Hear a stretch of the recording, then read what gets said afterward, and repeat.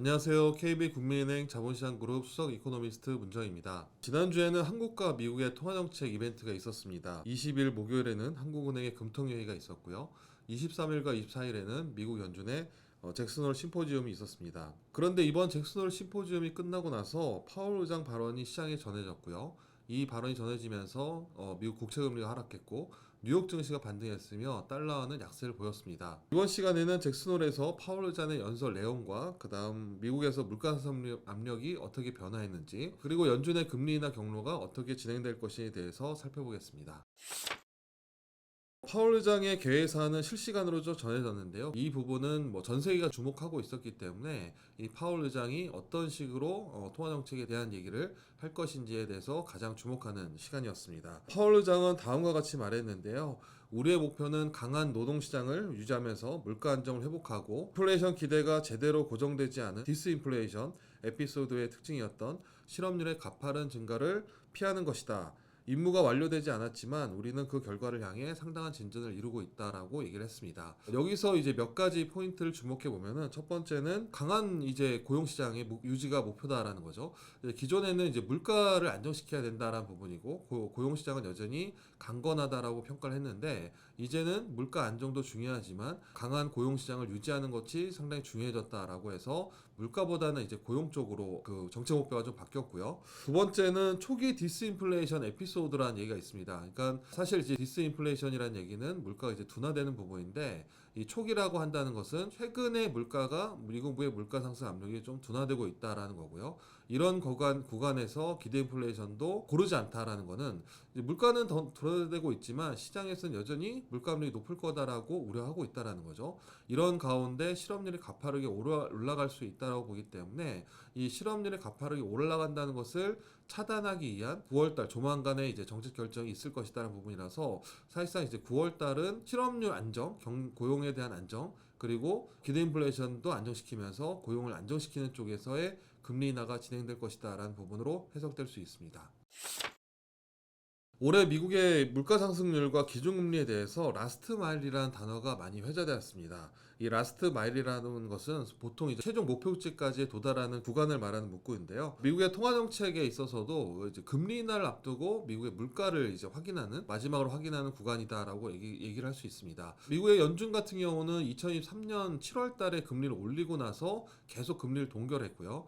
올해 초만 하더라도 이제 금리를 인하할 것이다 봤지만 물가가 상당히 높았습니다. 전월비로 0.4까지 올랐고 그렇기 때문에 물가가 높기 때문에 금리 인하를 지연할 것이다 라고 얘기가 했었기 때문에 결국에는 물가가 언제쯤 안정이 돼서 연준이 금리 인하를 언제 시작할 거냐 라는 부분에서 이 라스트 마일이라는 단어가 계속 회자되었습니다. 사실 2022년에만 하더라도 물가 상승률이 8%까지 오른 적도 있고요. 연준의 정책금리도 0.25%에서 4%까지 오르기도 했습니다.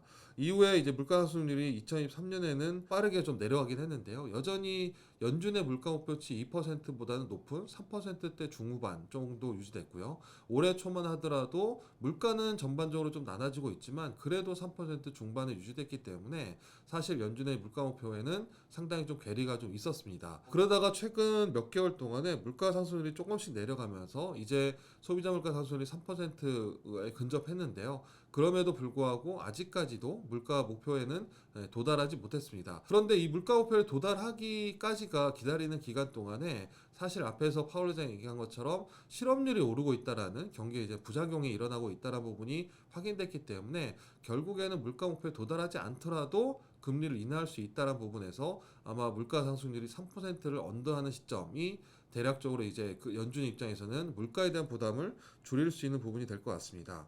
결국에는 이제 고금리 그다음에 과잉 긴축에 대한 그런 이제 그 프레셔가 사실상 이제 시장에 아니면 경기에 상당히 부정적인 영향을 미치고 있지 않나라 보고 있기 때문에 라스트 마일이 거의 끝나가는 무렵에서 이제 9월 달 정도 되면은 물가가 3%를 좀 이하로 내려오고 그렇게 된다면 연준 입장에서도 물가보다는 고용에 더 중점을 둘 수 있는 그런 환경이 될 수밖에 없을 거라고 보고 있습니다.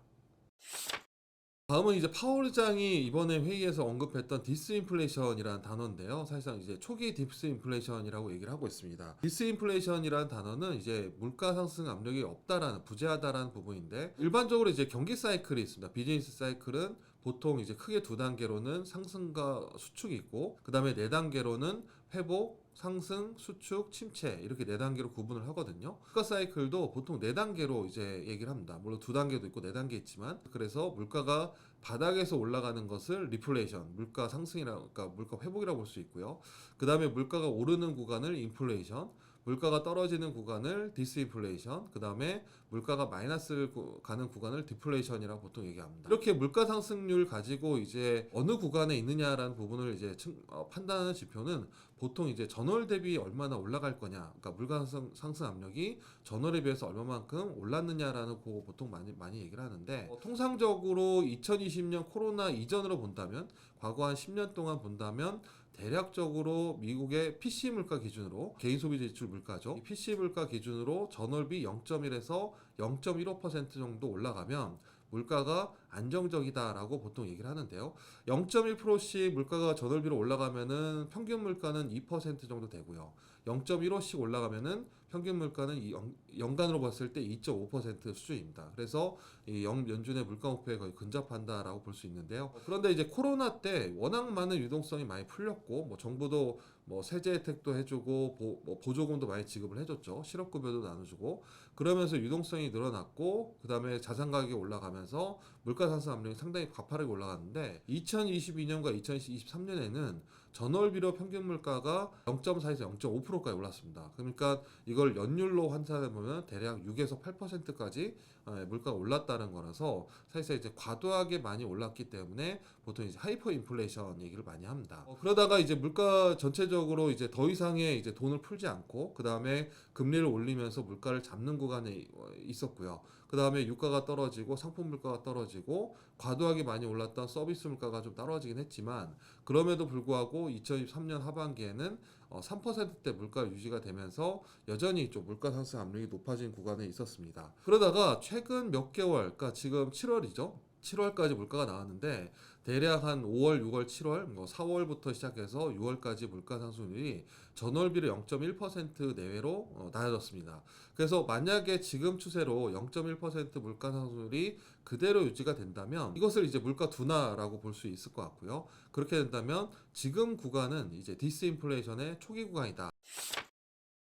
이제 물가 상승률이 그러면 연준의 목표인 2%를 뭐 도달하거나 아니면 그 이하로 내려갈 거냐라는 부분인데 지난 이제 2023년, 2024년에 많이 나왔던 얘기가 또 하이어 포 롱고였습니다. 이 하이어 포 롱고는 사실상 이제 연준의 정책 금리를 가지고 많이 얘기하는데 하이어는 높게라는 거고 롱거는 길게라는 거죠. 그래서 이 고금리가 상당 오랫동안 지속될 것이다라는 것을 얘기를 하고 있습니다. 지금 시장에서 지금 보는 이제 물가 상승률, 미국의 물가 상승률은 대략 내년 정도 되면은 2% 정도에 근접할 것이다라고 보고 있는데 여전히 연준의 정책 금리는 내년 말이 되더라도 뭐 3에서 4% 내외로 보기 때문에 내년 말까지도 하이어 포 롱거로 갈 수 있다라고 얘기를 하고 있습니다. 근데 왜 이렇게 그러면은 높게 유지를 하느냐라는 부분인데 만약에 연준이 물가가 떨어졌기 때문에 금리를 많이 내린다, 가파르게 내린다라고 했을 때는 또다시 이제 물가가 이제 많이 떨어졌기 때문에 오히려 실질 금리가 역전이 되면은 레버지를 이용해서 가격을 또 올릴 가능성이 높습니다. 여전히 시장에는 코로나 이후에 풀린 유동성이 많이 풀렸기 때문에 너무 빠르게 금리를 내리거나 아니면 너무 과도하게 금리를 내려서 이제 과잉 긴축에서 과잉 완화로 바뀐다면 아마 유동성이 자산 가격이나 상품 가격으로 흘러가서 그게 다시 또 인플레이션을 유발할 가능성이 높다라고 볼 수 있을 것 같습니다. 그래서 하이어 포 롱거는 아무래도 내년 말, 뭐 길게는 내후년까지도 이어질 수 있지만 결국에는 미국의 물가 상승률이 2%에 근접하더라도 연준이 가파르게 금리를 인하할 가능성은 오히려 좀 제한적이지 않을까라고 봐야 될 것 같습니다. 이제 미국 연준이 이제 9월 달에 금리 인하를 시작한다라고 보통 보고 있는데요. 뭐 파월 의장도 거의 인정했고 연준 인사들도 인정을 했습니다. 시장은 이제 얼마만큼 인하할 거냐 9월 달에 9월 19일에 있을 예정인데 일각에서는 0.25% 포인트 스텝 단계별로 스텝 바이 스텝으로 갈 것이다라는 의견도 있고 또 다른 의견은 이제 경기가 너무 안 좋기 때문에 0.5% 포인트씩 가파르게 인하를 해야 된다는 의견도 있습니다. 뭐 지금은 0.25% 포인트 인하가 좀 우세하긴 한데요. 이것에 대한 결정은 9월 6일 날 있을 이제 미국의 8월 민간 고용 보고서에서 확인할 수 있을 것 같고요.